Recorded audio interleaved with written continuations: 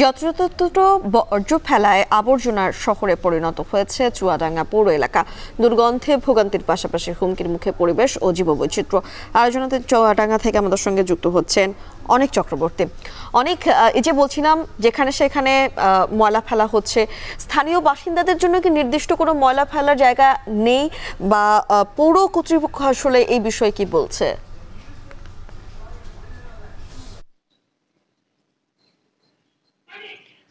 আসলে চুয়াডাঙ্গা পৌরসভা খুব ছোট্ট একটা পৌরসভা, মাত্র ৩৮ বর্গ কিলোমিটারের এই পৌরসভায় ৯টি ওয়ার্ড রয়েছে। এই ৯টি ওয়ার্ডে সবথেকে বড় যে সমস্যাটা দেখা দিচ্ছে সেটা হচ্ছে আবর্জনার স্তূপে কিন্তু এই পৌরসভার প্রতিটা আসলে রাস্তার মোড়ে আসলে আ আবর্জনার স্তূপ পরিণত হয়েছে। এইসব আবর্জনা আসলে দীর্ঘদিন আসলে পরিষ্কার করছে না পৌরসভার যারা পরিচ্ছন্ন কর্মী আছে, তারা কিন্তু আসলে নির্দিষ্ট স্থানে এই আবর্জনাগুলো নিয়ে আসলে ফেলার কথা, কিন্তু আসলে তারা সেটি করছে না। যার কারণে প্রতিদিনই এইসব স্তূপ আসলে ভাগাড়ে পরিণত হচ্ছে। আমি এখন আছি ৪ নম্বর ওয়ার্ডের একটি এলাকায়। এখানে ঠিক দেখতে পাচ্ছেন আমার ঠিক পেছনেই যে ডাস্টবিনটি আছে, এই ডাস্টবিনটি কিন্তু আসলে গত ৭ থেকে ৮ দিন আসলে ময়লা আবর্জনা আসলে নিয়ে যাচ্ছিল না পৌরসভা কর্তৃপক্ষ। আসলে এর কারণে কিন্তু সাধারণ মানুষের চরম আকারে ভোগান্তি হয়েছে। বিশেষ করে আসলে পৌরসভার কর্তৃপক্ষের সাথে আমার কথা হয়েছিল।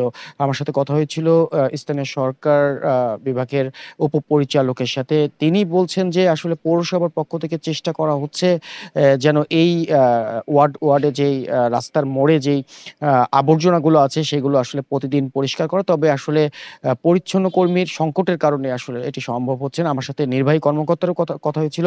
নির্বাহী কর্মকর্তা বলছে যে তারা আসলে সর্বাত্মকভাবে চেষ্টা করে যাচ্ছেন এই ৯টি ওয়ার্ডের যারা পৌরবাসী আছে তাদের সেবা দেয়ার জন্য। এই পৌরসভায় কিন্তু ২.৫ লাখ মানুষের বসবাস। এই ২.৫ লাখ মানুষ কিন্তু আসলে এক প্রকার বলতে পারি ৯টি ওয়ার্ডে চরম আকারে ভোগান্তিতে আছে। প্রতিদিনই রাস্তার পাশে দুর্গন্ধ এবং আবর্জনায় আসলে তাদের চলাচল করতে হচ্ছে। বিশেষ করে রোগ জীবাণু কিন্তু ছড়াচ্ছে মিম।